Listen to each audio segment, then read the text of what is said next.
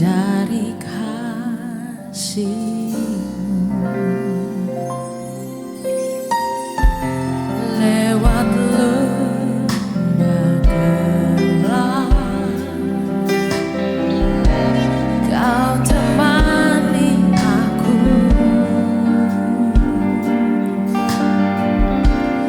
Roh-Mu bekerja selalu untuk kebaikanku.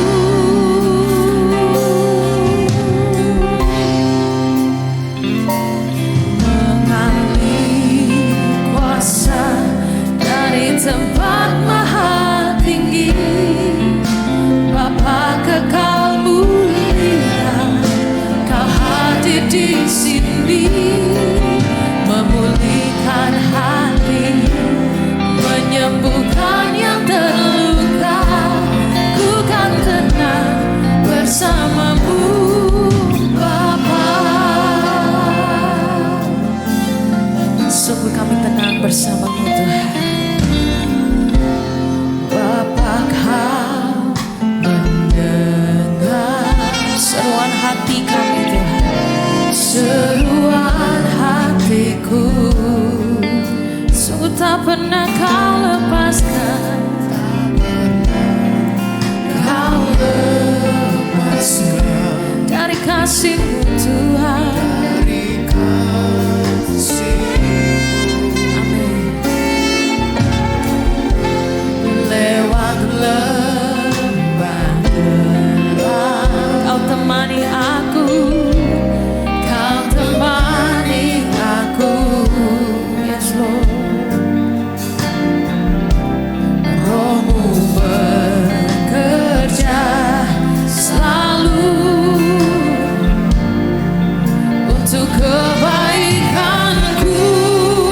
Oh, mengalih kuasa dari tempat maha tinggi, Bapa kekal mulia, Kau hadir di sini, memulihkan hati, menyembuhkan yang terluka.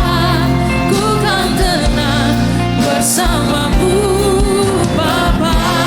Mengalirlah, mengalir kuasa dari tempat maha tinggi, Bapa kekal mulia, Kau hadir di sini, memulihkan hati, menyembuhkan yang terluka. Ku kan tenang bersama-Mu, Bapa. Ini kami, Tuhan. Bangga saja tanpa respon, saya pikir Tuhan gak suka, saudara. Respon saja tanpa bangga, Tuhan gak suka. Kalau saudara jadi orang tua atau jadi anak, kalau saudara punya anak, saudara, dia respon sekali, dia nurut. Ya, apa yang kita perintahkan, dia mau kerjakan, respon sekali. Dia perhatian dengan apa yang kita katakan, respon. Tetapi dia nggak bangga, saudara. Bahkan dia selalu membanggakan papanya anak-anak yang lain gitu, teman-teman yang lain. Bahkan dia juga malu, ya, memperkenalkan orang tuanya begitu, saudara ya, pada teman-temannya karena dia nggak bangga. Terlebih kadang-kadang dia tidak mendukung, saudara. Atau ya, kalau ada yang melecehkan begitu dia diam-diam saja begitu ya, tidak membantah sama sekali. Itu orang-orang yang nggak bangga gitu. Mungkin juga pada saat dipanggil sekolah untuk terima rapor dan lain sebagainya, dia nggak berani bawa orang tuanya karena dia nggak bangga. Ada yang hanya bangga saja, senang, papaku baik, orang tuaku baik, luar biasa. Tapi setiap diperintah nggak ngelakukan, saudara. Setiap diberitahu nggak perhatian, saudara. Nggak ada respon, no respon. Berangkat dari analogi ini, saudara, saya ingin saudara dari tempat ini sebagai orang Kristen, punya rasa bangga punya Tuhan. Bukan hanya bangga tetapi punya kerinduan untuk respon dengan yang namanya Tuhan. Respon terhadap firman-Nya. Amin. Kita buka di dalam Matius 11 ayat yang ke-24. Matius 11 ayat yang ke-24. Ayat 25 saja, ayat 25 langsung. Pada waktu itu, pada waktu yang mana? Saudara bertanya-tanya, saudara baca di atasnya. Pada saat Yesus pelayanan di sekitar Danau Galilea. Di situ ada yang namanya Betsaida, kota. Di bawahnya ada kota Korasim. Dan dia pada saat itu ada di Kapernaum. Saya percaya bahwa dari Betsaida, Korasim ke Kapernaum, saudara. Disitulah pada waktu itu, ya pada saat di Kapernaum inilah Yesus berkata. Pada saat di Kapernaum itu Yesus jengkel begitu saudara. Yesus agak sedih. Yesus sedikit marah. Ya kalau bahasa TikToknya itu angel wis tuturane begitu saudara ya. Ini bahasa trennya begitu sekarang akhir ini. Kenapa? Dia katakan celakalah Betsaida, Korasim. Karena di tempat itu termasuk Kapernaum. Yesus melakukan banyak mujizat. Mujizat banyak saudara. Tapi mereka tidak bertobat. Sangat sedikit, bahkan gak ada yang gak bertobat. Dia jengkel, bahkan termasuk di Kapernaum. Bahkan dia katakan Tirus dan Sidon dan Sodom itu. Nanti pada akhir zaman. Bebannya lebih ringan. Karena gak ada namanya Yesus itu pada saat itu bermujizat di tempat itu. Dia bermujizat banyak di Kapernaum. Tapi gak ada yang bertobat. Makanya Yesus jengkel gitu loh. Celakalah kau. Ya melalui cerita ini belum fokus saudara. Saya belum masuk dalam materi. Tapi kalau saudara diizinkan banyak mujizat dalam hidup saudara. Ya tentunya saudara jauh lebih baik begitu saudara ya. Lebih cinta Tuhan, lebih bangga, lebih respon gitu. Ya itu harapan saya, tapi saya tidak masuk di tempat ini. Dia katakan apa tadi saudara? Saat waktu itulah ia berkata, aku bersyukur kepadamu.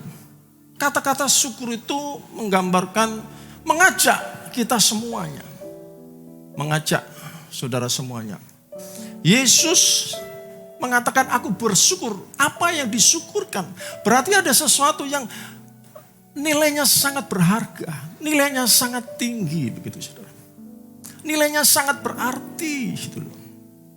Sampai-sampai dia katakan Yesus, aku bersyukur kepada Bapa. Hari ini mengajak kepada saudara. Yesus katakan aku bersyukur. Supaya saudara juga bersyukur. Kalau Yesus bersyukur, saudara juga bersyukur gitu loh. Bersyukur tentang apa saudara? Terus. Coba, gak apa-apa.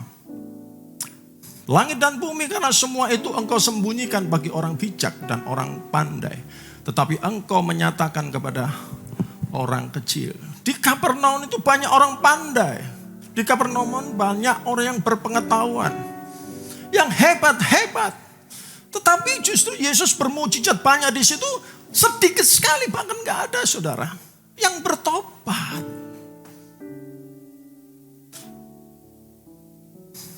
Pada saat itu ada berapa kelompok? Ada 2 kelompok. Yang satunya dia mau terima Yesus. Makanya dikatakan ini. Bersyukurlah. Orang biasa, orang yang polos seperti anak kecil. Tapi mau terima Yesus adalah Tuhan. Makanya Yesus bersyukurlah. Tidak ditunjukkan kepada orang yang hebat. Enggak. Orang biasa. Yang tidak memilih hebat atau tidak. Bukan berarti yang gak hebat, yang hebat tidak dipilih itu saudara. Tetapi enggak masalah itu. Masalahnya supaya, ya ini loh tulus. Aku seperti anak kecil. Pokoknya aku percaya. Yesus datangnya dari Allah. Amin. Terus ayat selanjutnya. Ya Bapa, itulah yang berkenan kepadamu. Terus. Semua telah diserahkan kepadaku oleh Bapakku, kepada Yesus. Dan tidak seorang pun mengenal anak selain Bapa. Dan tidak seorang pun mengenal Bapa selain anak dan orang kepadanya anak itu berkenan menyatakannya. Jadi tidak ada satupun yang mengenal Yesus selain Bapa. Kita buka di dalam Yohanes 6 ayat yang ke-58. Inilah roti yang turun dari surga, bukan roti seperti yang dimakan nenek moyangmu dan mereka telah mati. Mengerang siapa makan roti ini, ia akan hidup selama-lamanya. Inilah akulah roti dari surga yang diberikan kepada nenek moyang bangsa Israel. Selama 40 tahun itu mana? Yang makan mati, tapi kalau ini sekali kamu makan akan hidup selama-lamanya. Saudara, kalau ada omongan seperti ini kira-kira saudara tangkap ada dua kelompok pada saat itu. Mana mungkin? Yesus itu orang biasa, dicubit ya sakit, ngomongnya sama, bahasanya sama. Dia anak tukang kayu, apa bedanya? Mana bisa? Aku percaya dia roti yang turun dari surga. Sekali dimakan bisa hidup selamanya, mana mungkin? Ini bicara soal roh. Terus ayat selanjutnya. Saya ingin membuat saudara bangga, saudara. Supaya enggak meremehkan kekristenan saudara. Semuanya itu dikatakan Yesus di Kapernaum ketika ia mengajar di rumah ibadat terus. Sesudah mendengar semuanya itu banyak dari murid-murid Yesus yang berkata, perkataan ini keras. Siapakah yang sanggup mendengarnya? Ya jelas, jelas. Manusia dagingnya sama, semuanya sama kok, anak tukang kayu. Apa bedanya? Terus Yesus yang di dalam hatinya tahu bahwa murid-muridnya bersungut-sungut tentang hal itu berkata kepada mereka, adakah perkataan itu mengoncangkan iman mereka? Terus Yesus tahu siapa yang goncang, siapa yang tidak. Dan sebagaimanapun kalau kamu melihat anak manusia naik ke tempat di mana di sebelumnya dia berada. Berarti Yesus katakan Yesus dari surga turun. Dan akan naik lagi. Siapa lagi yang bisa percaya? Sama anak tukang kayu. Terus. Roh lah yang memberi hidup, daging sama sekali tidak berguna. Perkataan yang kukatakan kepadamu adalah roh dan hidup. Sudah dikasih bocoran. Ini berbicara tentang roh loh, bukan bicara daging. Daging tidak memberi hidup, roh memberi hidup. Sudah dikasih bocoran. Terus. Tetapi di antaramu ada yang tidak percaya. Sebab Yesus tahu dari semula siapa yang tidak percaya dan siapa yang akan menyerahkan diri. Yesus tahu terus. Lalu ia berkata, sebab itu telah kukatakan kepadamu, 1, 2, 3. Tidak ada seorang pun dapat datang kepada Yesus. Tidak ada satupun yang dapat percaya Yesus. Kalau Bapa tidak mengkaruniakannya kepadanya. Kalau dituliskan ayat ini terus. Banyak murid-muridnya mengundurkan diri dan tidak mengikut Yesus. Seperti dikatakan yang tadi 11, Matius 11. Apa katakan saudara? Tidak ada seorang pun mengenal anak selain Bapa. Dan hari ini kalau saudara bisa percaya Yesus. Karena Bapa mengkaruniakan kepada saudara. Boleh percaya Yesus adalah Tuhan. Amin. Matius 11. Ayat 26 tadi teruskan. Kembali kepada Matius 13 ayat 10. Matius 13 ayat 10. Tadi dikatakan demikian, tidak ada seorang pun mengenal anak selain Bapa. Ya, tidak ada seorang pun mengenal Bapa selain anak dan anak itu berkenan menyatakannya. Kalau anak itu tidak berkenan menyatakannya, ya sama saja. Maka datanglah murid-muridnya dan bertanya kepadanya, mengapa engkau berkata-kata kepada mereka dalam perumpamaan? Terus, jawab Yesus kepadanya, kepadamu diberikan karunia untuk mengetahui rahasia kerajaan surga, tetapi kepada mereka tidak. Yesus ngomong kepada orang banyak, perumpamaan-perumpamaan tentang hal kerajaan surga. Muridnya mendatangi Yesus, sekelompok bagian yang percaya, sekelompok bagian yang tidak, Yesus tidak berkenan menyatakannya. Dia katakan, kenapa pakai perumpamaan? Kenapa? Kepadanya tidak diberi karunia untuk mengetahui kerajaan surga. Tetapi kepada kamu, aku kasih karunia untuk mengerti hal kerajaan surga. Makanya dia jelaskan.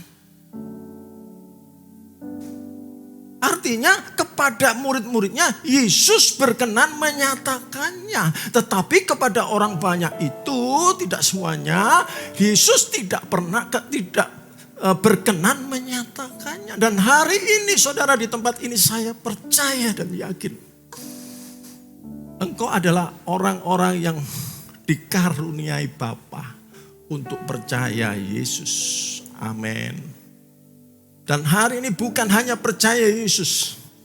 Saya percaya bahwa saudara orang-orang di mana Yesus berkenan menyatakan hal kerajaan surga, yaitu Injil kerajaan surga.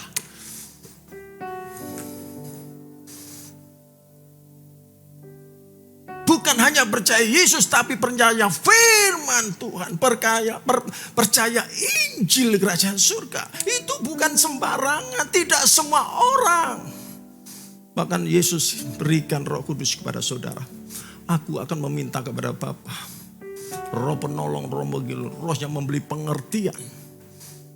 Hari ini saya ngajak saudara supaya saudara gak gampang-gampang jadi orang Kristen. Saudara butuh saudara pengertian. Tidak mudah. Yesus sudah kasih pengertian. Yesus sudah prolog tadi bersyukur kepada hal-hal yang benar-benar berarti dan berharga. Yang luar biasa saudara. Sehingga saudara tidak dikatakan angel Luis, angel. Enggak saudara. Saudara percaya, bukan bagian dari orang Kapernaum yang banyak mujizat tetapi mereka tidak percaya. Suatu ketika saya nganggur saudara. Ya buka medsos gitu ya. Buka TikTok gini. Ya saya nggak lihat yang gini-gini, enggak lah saudara ya. Nanti kehabisan waktu ya. Saya baca-baca gini, kalau saya baca Google itu harus pakai kacamata, mata saya juga ya waktunya juga kurang begitu ya. Makanya Line Today juga kadang-kadang baca berita-berita, kadang-kadang matanya kurang gitu ya. Akhirnya yang gampang ya tulisannya gede-gede ya, paling tidak tahu lah. Headline-nya itu tahu Rusia sedang apa ya. Terus harga minyak berapa, apa, bagaimana. Paling tidak tahu lah dengan headline daripada TikTok itu saudara. Yang jadi nggak ngelihat yang lain-lain begini. Apalagi ngikuti serial Layangan Putus, ya enggak mungkin saudara. Yang ketawa itu yang ikuti saudara ya, maksudnya tahu begitu ya. Apalagi yang ngelihat, 1M murah banget. Enggak saudara. Ini 2,5 juta murah. Sekarang semua mahal. Karena sudah enggak punya apa-apa. Ya saudara tahulah saudara.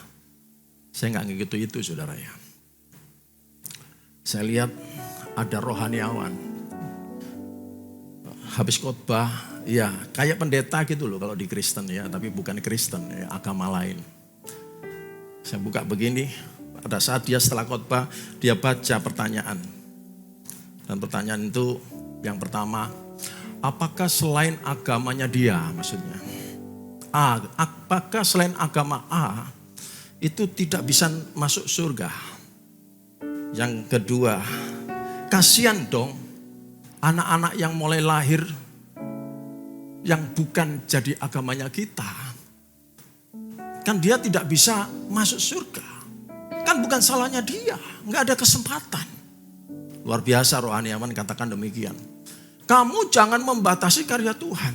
Apa yang kamu pikirkan tidak bisa menggapai pikiran Tuhan. Mungkin juga pada saat SMP dia diubah Tuhan menjadi agama seperti agama kita. Sama Sama, kita juga begitu. Menghargai luar biasa mujizat Tuhan, menghargai luar biasa. Namanya ya kekuasaan Tuhan, sama. Terus dia jawab pertanyaan yang pertama. Apakah selain agama kita, orang yang tidak seagama dengan kita bisa masuk surga? Saudara tahu jawabannya, jelas dia katakan. Iya, tidak bisa masuk surga. Apakah saya berbicara membenarkan imannya dia? Saya tidak berbicara tentang benar atau tidak imannya, tetapi saya appreciate. Saya benar-benar luar biasa orang ini. Dengan keberanian menyatakannya. Bahwa iya, imanku benar. Seberapa banyak orang Kristen saat ini akhir-akhir ini? Kamu orang Kristen ya? Iya. Kamu percaya Yesus Tuhan? Iya. Terus kamu percaya Injil, melakukan Injil? Iya sih. Kamu percaya masuk surga? Ya iyalah. Kamu percaya orang lain gak masuk surga? Agama sama saja lah. Sama, agama itu sama. Tujuannya kan juga sama ke sana. Mulai gak berani menyatakan. Saya inventarisasi mengapa orang-orang itu tidak berani menyatakan, saudara. Yang jelas satu, dia tidak bangga. Yang kedua, ada sesuatu yang menurut dia lebih penting, lebih berharga. Dan pernyataan itu membuat yang berharga itu menjadi berkurang. Merugikan dirinya sehingga dia tidak berani untuk menyatakannya. Saudara, sudah saya jelaskan bagaimana sulitnya saudara bisa percaya Yesus adalah Tuhan. Bagaimana sulitnya bahwa saudara bisa percaya firman. Dan hari ini saudara ada di tempat ini. Saya bacakan semuanya saudara percaya. Itu bukan karena saudara, karena Yesus berkenan menyatakannya. Yesus menyatakannya, kok bisa menyatakannya? Saudara percaya Yesus, kenapa? Karena engkau dikasih karunia Bapa untuk percaya Yesus. Yang berkata-kata kepada saudara. Namun masih banyak sekali saudara orang yang takut untuk menyatakannya. Takut untuk bangga.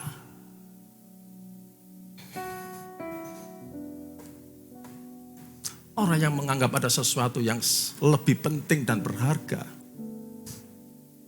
Dengan iman kepada Yesus.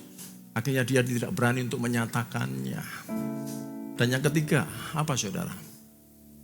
Yaitu orang-orang yang cerdas dan orang-orang yang tahu saudara. Ada risiko di balik pernyataannya. Di balik pengungkapan imannya itu ada risiko. Risikonya apa? Risikonya harus punya integritas sebagai orang Kristen. Ini yang sulit saudara. Orang-orang berani menyatakan dengan lantang. Karena dia tahu persis. Integritas sebagai orang Kristen tidak mudah. Makanya dia ngeles, saudara tahu ngeles. Makanya dia pura-pura sambil jalan jawabnya. Orang Kristen, iya. Lihat situasi dulu baru bilang iya. Pasti masuk surga. Lihat situasi dulu, oh iya masuk surga. Yang lain gak masuk surga. Oh gak begitu.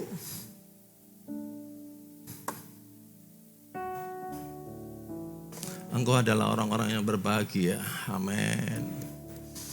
Engkau adalah orang-orang yang dipilih Tuhan. Mungkin engkau tidak pandai, mungkin engkau tidak berpengetahuan seperti orang-orang di Kapernaum. Mungkin orang biasa-biasa. Engkau tidak bisa menjelaskan tentang apa itu namanya Tritunggal dan lain sebagainya. Tapi engkau buka hati. Engkau dengan tulus seperti anak kecil.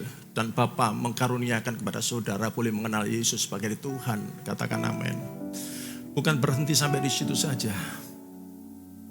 Yesus mau menyatakan kebenaran kerajaan surga. Yaitu Injil, hal kerajaan surga kepada saudara. Yesus memperkenalkan, dia berkenan untuk menyatakannya.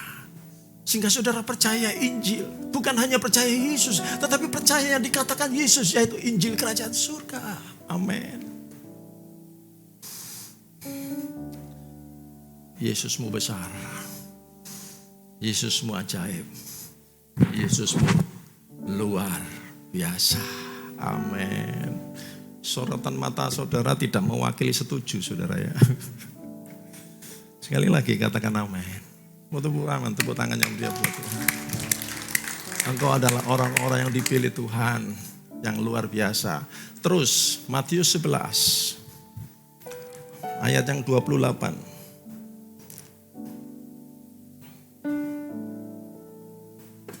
Oh iya.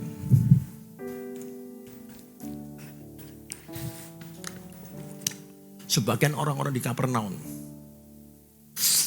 itu ada orang-orang yang dikatakan Yesus, celakalah kamu. Tapi ada juga orang-orang yang dikasih karunia dan Yesus berkenan menyatakannya. Yesus buka undangan. Marilah datang kepadaku. Semua yang letih lesu dan berbeban berat. Siapa yang letih lesu dan berbeban berat pada saat itu? Yaitu orang-orang Kapernaum. Yang percaya perkataan Yesus. Orang-orang yang terbeban dengan kehidupannya. Beban hidup yang luar biasa. Karena dia bukan orang, ya di situ campur. Ada yang bangsawan, ada yang orang biasa, ada orang kecil, saudara. Ditambah lagi beban hukum Taurat yang sangat berat. Dia gak mampu. Aku harus hidup, mempertahankan hidup. Sedangkan aku harus mentaati hukum Taurat yang sangat berat. Gak mampu aku, gak mampu. Yesus mengundang mereka, mari datang kepadaku. Yang berat tentang hidupnya, tetapi harus taat kepada hukum Taurat.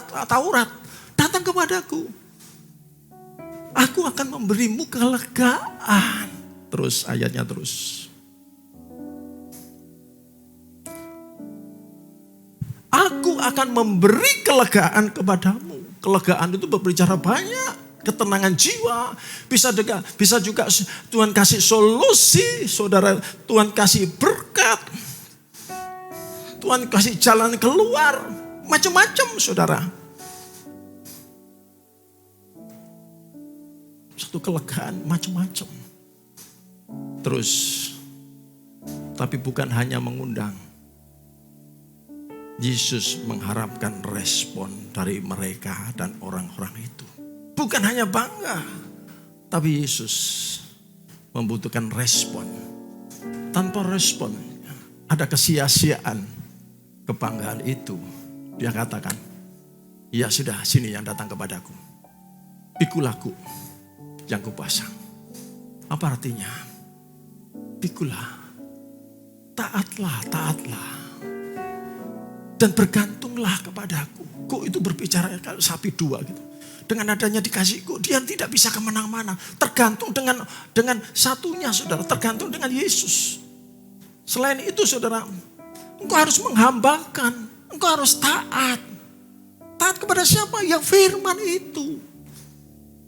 Hukum Taurat berat, ya aku genapi. Gak saya buang, satu iota pun tidak pengen saya buang.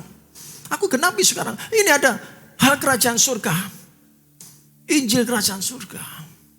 Berat, iya berat. Kok saya pasang, taat ya taat. Percayalah. Engkau akan mendapatkan tantangan jiwa. Aku akan memberi kelegaan kepadamu.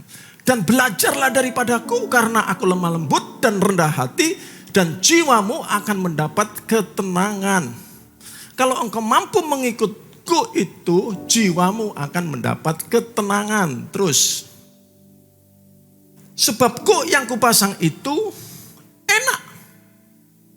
Dan bebanku pun ringan. Ayat ini berkata, bukan hanya mendapat ketenangan kalau engkau mampu ya memikul kuk itu. Tetapi saya ingatkan kembali, kuk itu enak. Perintah yang aku berikan kepadamu itu ya enak, mudah. Caranya gimana? Belajar daripada aku. Lemah lembut dan rendah hati. Hari ini saudara dikasih kuk satu saja. Jangan membalas kejahatan dengan kejahatan. Saudara milih dua. Jahat, ikut jahat atau enggak? Ikut jahat, saudara nggak mungkin ada kelegaan. Jiwamu mungkin tidak ada tenangan, saudara. Saudara jahat, bertambah jahat, dibalas jahat, baca jahat, terus akhirnya nggak ada ketenangan, nggak ada solusi. Itu janji Yesus. Terus yang kedua, aku nggak jahat. Bagaimana bisa nggak jahat? Berat. Kok itu berat? Aku dijahati, aku rugi, aku sakit. Bagaimana aku nggak membalas jahat? Bagaimana berat? Dua pilihan kepada saudara. Tapi Yesus juga dikasih suatu jawaban kedua-duanya. Jiwamu letih lesu, pikulku. Ku itu berat. Jangan khawatir, belajar daripadaku. Lemah lembut dan rendah hati. Ya sudahlah, kalau nganggap aku salah, sudahlah. Sorry ya, maaf ya, sudahlah. Ya sudah, walaupun saudara merasa benar. Lemah lembut, ya aku memang dijahati. Tapi saudara gak usah ngomong. Stop sampai di situ, perkara selesai. Ada amin gak saudara? Engkau letih lesu, membiarkan engkau tetap letih lesu. Karena engkau tidak mau memikul kuk. Bertambah letih lesu, bertambah letih lesu, bertambah letih lesu. Tapi kalau engkau mampu memikul kuk itu, ada jalan keluar. Yesus ngasih solusi. Yang penting apa? Rendah hati. Bersandar kepada Tuhan. Minta pertolongan Tuhan. Berdoa kepada Tuhan. Dan rendahkan hatimu kepada orang-orang. Dan lemah lembutlah berkata-kata kepada mereka. Stop, selesai. Clear, rugi, masih rugi. Ya, percaya Yesus akan mengganti semuanya itu jauh lebih baik. Katakan amin.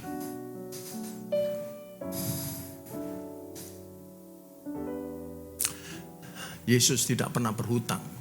Berhutang bukan hanya pada saat saudara memberi perpuluhan terus Yesus berhutang. Enggak. Pada saat saudara sakit, saudara dirugikan, saudara kecewa, tapi saudara tetap sanggup memikul kuk itu. Dengan belajar dari Yesus, merendahkan diri, lemah lembut, tidak meledak-ledak, tidak emosi, tenang. Yesus gantikan semuanya, karena dia sudah janji.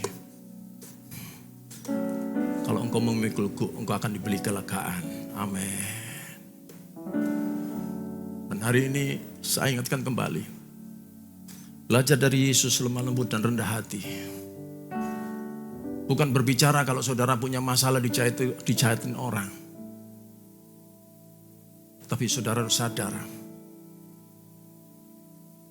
Tanpa kelembatan lemah lembut dan rendah hati, saudara akan menjadi orang sombong.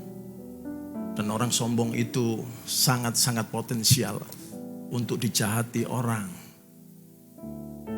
Orang sombong banyak musuhnya. Ini tindakan preventif, makanya Yesus mengajarkan lemah lembut dan rendah hati. Memang masih ada orang yang jahat kepada saudara. Tapi paling tidak semua orang terjahat kepada saudara. Karena saudara berbuat baik terlebih dahulu. Seperti firman Tuhan. Apa yang kamu inginkan orang lain berbuat, berbuatlah lebih dahulu.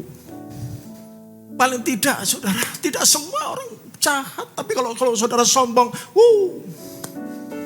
makin banyak saudara jahat kepada saudara. Makin bingung, berat.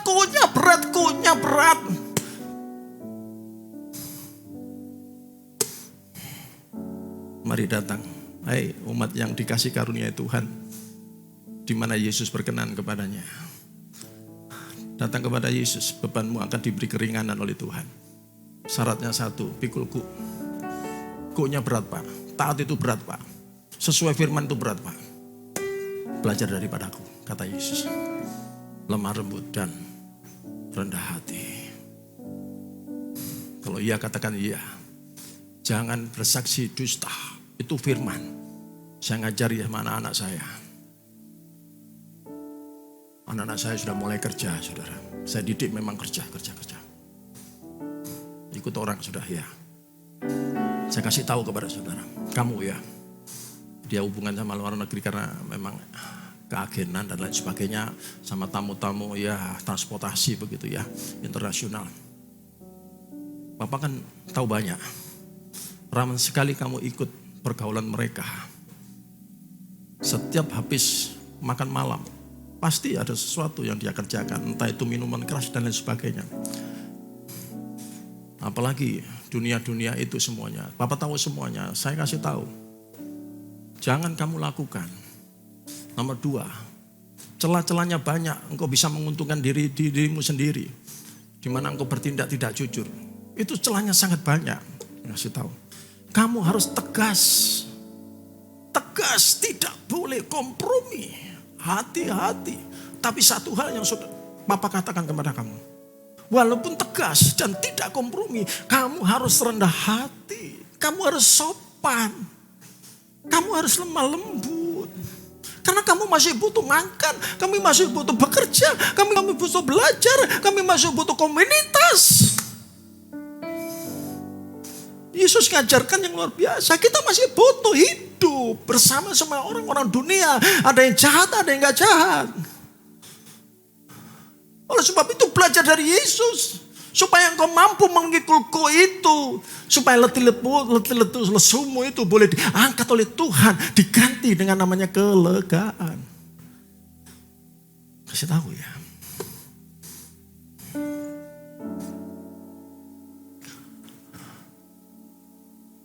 Sekali lagi. Banggalah. Engkau bisa mengenal Yesus sebagai Tuhanmu. Dia sudah menyediakan semuanya. Termasuk apa? Keselamatan. Dari mana? Ya hal kerajaan surga, yaitu Injil. Dia sudah beritakan semuanya. Kalau ada orang yang tidak menghargai Injil, salah besar. Tidak semua orang di Yesus berkenan. Saya kasih tahu, tidak semua orang. Salah besar. Saudara, banyak orang yang tidak menghargai hal kerajaan surga. Apa itu? Tidak nyata. Yang penting ini sekarang.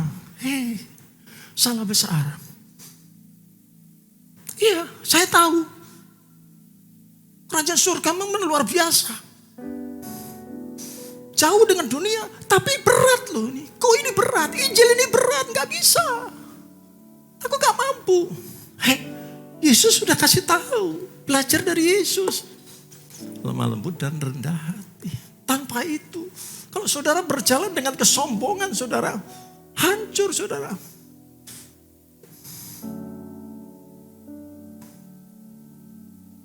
Buang kesombonganmu. Lemah lembut dan rendah hati. Menjadi karakter yang harus dimiliki saudara. Ditambah karakter-karakter lain. Makanya Gereja Best mengajari satu. Mega project karakter Kristus. Mega project. Itu project yang besar.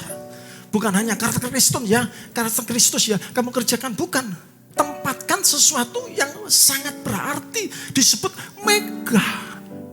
Mega mall. Berarti membangun mall yang besar. Yang berharga. Penting. Masih tahu. Makanya dikasih mega. Karena tahu Gereja Best penting. Tanpa mega project. Engkau sulit untuk memikul go yang dipasang Tuhan. Sekali lagi. Back to Jesus teaching. Jelas. Kamu harus kembali ke ajaran Yesus. Hal kerajaan surga. Karena kamu sudah dikasih. Yesus berkenan untuk menyatakannya. Engkau tidak belajar. Engkau belajar yang lain. Salah besar kamu tidak menghargai. Engkau belajar kitab-kitab lain. Engkau belajar pendeta-pendeta yang tidak sesuai dengan ajaran Injil. Salah besar. Makanya di sini katakan 1, 5 pilar. Back to Jesus teaching. Yang lainnya karakter Kristus. Dan selanjutnya misi diakonia. Dan satu lagi pemuritan. Dikerjakan secara bersama-sama. Bukan bertahap. Aku bisa bangun gedung dulu, nanti aku baru pemuritan. Baru aku ngomong keras tentang Injil. Kalau jemaatku sudah banyak, per bulannya sudah banyak. Aku baru ngomong, ada tahapnya, ada prioritasnya. Nggak, 5 pilar dikerjakan bersama-sama. Duitnya pas-pasan tetap misi. Duitnya pas-pasan tetap diakonia. Banyak karakter-karakter orang yang tidak baik. Bahaya sekali kalau diadakan pemuritan. Tetap kita mengadakan pemuritan. Kembali lagi, karakter Kristus membuat engkau mampu untuk memikul guk itu. Amin. Tidak ada cara lain, belajar dari Yesus Kristus Tuhan. Saya undang untuk bangkit berdiri, saudara-saudara. Saya ingin saudara bangga jadi orang-orang yang Allah Bapa memberi karunia sehingga engkau percaya Yesus. Tapi tidak berhenti dari situ. Apa artinya hanya percaya, tapi saudara tidak percaya tentang Injil Kerajaan Surga. Mungkin saudara mau mempercayai Injil, tapi ada banyak Yesus pada saat di Kapernaum. Dia mengatakan dengan perumpamaan, karena dia tidak mau hal kerajaan surga itu boleh dimengerti oleh mereka. Dan siang hari ini, saudara adalah orang-orang yang dipilih Tuhan, menerima kasih karunia itu, dan Yesus berkenan kepada saudara dan saya. Namun tidak berhenti sampai di situ. Yesus mengundang saudara, menginginkan kepada saudara, responilah anugerah itu. Jangan hanya bangga, tapi responilah. Ada tanggung jawab. Beban hidup yang berat, itu tanggung jawabmu. Belum tanggung jawab anak-anak harus sukses. Belum tanggung jawab yang lainnya. Berhadapan dengan dunia yang semakin kejam, semakin jahat. Tetapi punya tanggung jawab juga tentang firman Tuhan.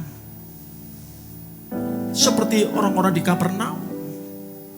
Berat melakukan hukum Taurat. Sedangkan aku lapar, sedangkan aku butuh, hidupku sulit. Datang kepada Yesus, bergantung kepada Yesus. Bergantung kepada Yesus. Lakukan firman Tuhan. Pikulku. Berat Pak, iya berat. Belajar dari Yesus. Lemah lembut dan rendah hati. Makanya Matius 6 ayat 33 dikatakan apa? Cari dulu kerajaan surga. Kerajaan surga itu Yesus. Tapi kalau saudara sudah mengenal Yesus, kerajaan surga itu firman. Kerajaan surga itu Yesus dan kebenaran itu firman. Maaf saya koreksi saudara. Carilah kerajaan surga Yesus dan kebenarannya. Firman itu kebenarannya. Cari Yesus. Semuanya akan ditambah-tambahkan. Cari berbicara, cari bagi orang yang sudah mengenal Yesus. Berdoa. Cari Yesus, berdoa. Lakukan firman, lakukan kebenaran, lakukan. Bukan berhenti sampai melakukan. Cari, datang ke gereja, dengar firman, baca firman, lakukan. Cari, lakukan. Berdoa. Semuanya akan ditambahkan kepadamu.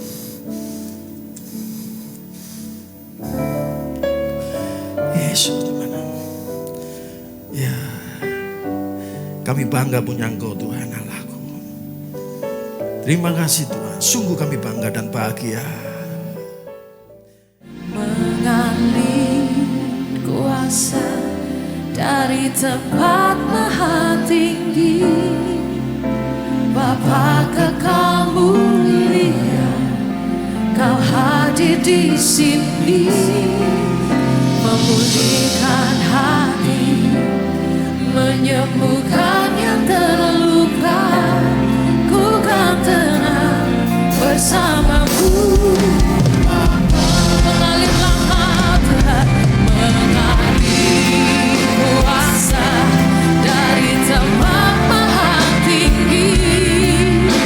Bapa kekal mulia, Kau hadir di sini, memulihkan hati, menyembuhkan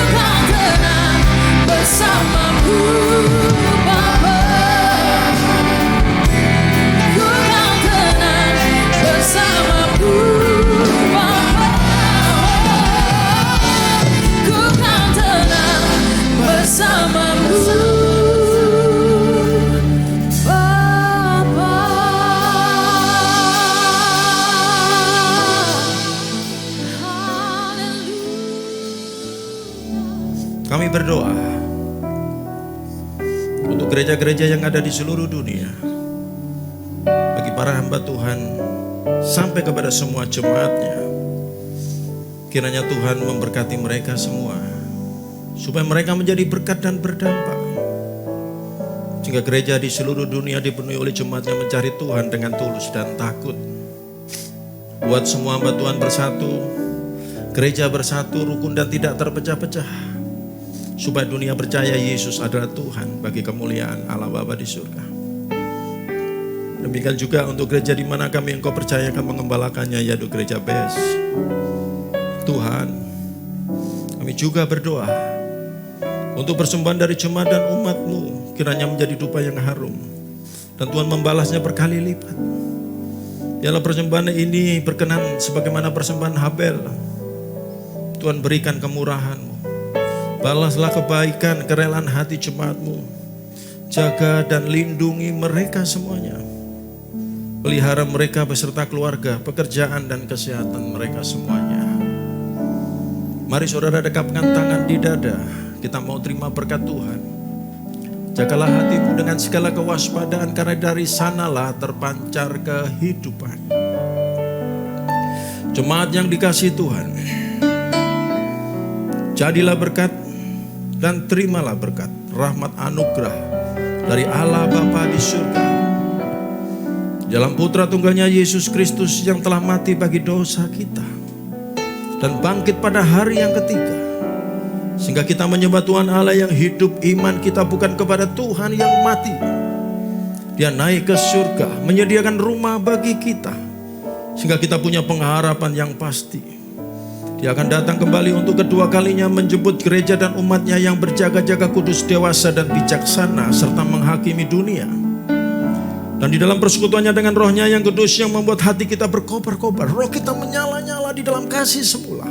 Roh Kudus menghibur, menguatkan, memelihara, menginsafkan, menuntun dan memimpin kita kepada kebenaran dan kekudusan, serta menjadi saksi Kristus mulai hari ini sampai selama-lamanya. Kita tutup dengan doa Bapa kami bersama-sama. Bapa kami ada dalam surga, dikuduskanlah namamu, datanglah kerajaanmu, jadilah kehendak-mu di bumi seperti di surga. Berikanlah kami pada hari ini makanan kami secukupnya, dan ampunilah kami akan kesalahan kami seperti kami juga mengampuni orang yang bersalah kepada kami. Dan jangan membawa kami ke dalam pencobaan, tetapi lepaskanlah kami daripada jahat. Karena Engkaulah yang punya kerajaan dan kuasa dan kemuliaan sampai selama-lamanya. Sama-sama katakan